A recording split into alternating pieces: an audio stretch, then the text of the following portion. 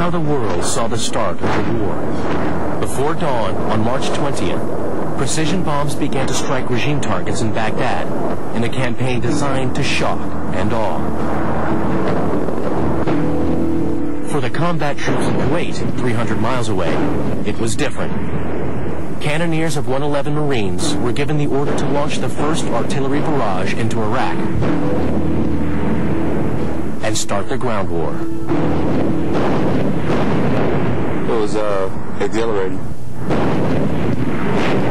A lot of booms, you know, flashes of light. It was all dark, so you couldn't really see anything.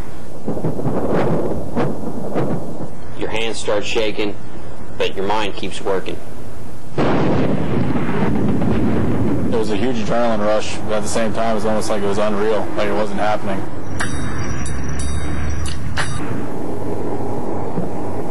The Army followed out into the desert. 19,000 troops and some 10,000 vehicles, including the world's fastest and most powerful battle tank, the M1A1 Abrams. I think the first road trip we actually took was 26 hours. And we rotated through, actually sleeping and commanding the tank, because it's an awful long time to drive straight through.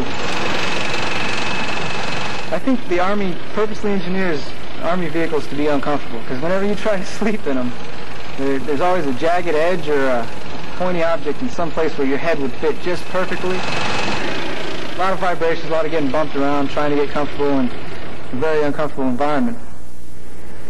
The war had one aim, to take Baghdad without delay.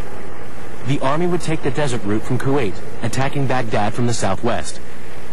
Leading the way was the 3rd Infantry Division, commanded by Major General Buford Blunt.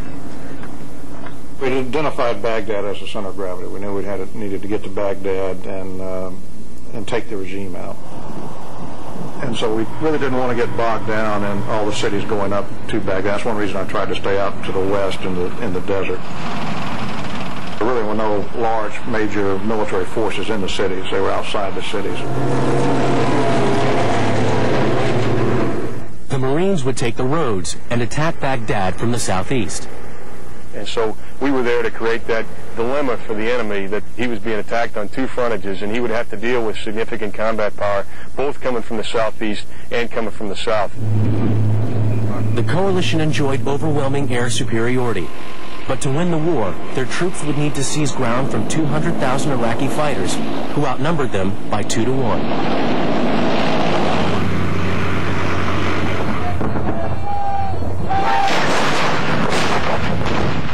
Once we went across that berm with Alpha Troop and started hearing them 50 cals go off and the tanks going off and the Bradleys going off, reality set in. Buddy, we are at war, whether you realize it or not. So you got to do whatever you got to do to get home.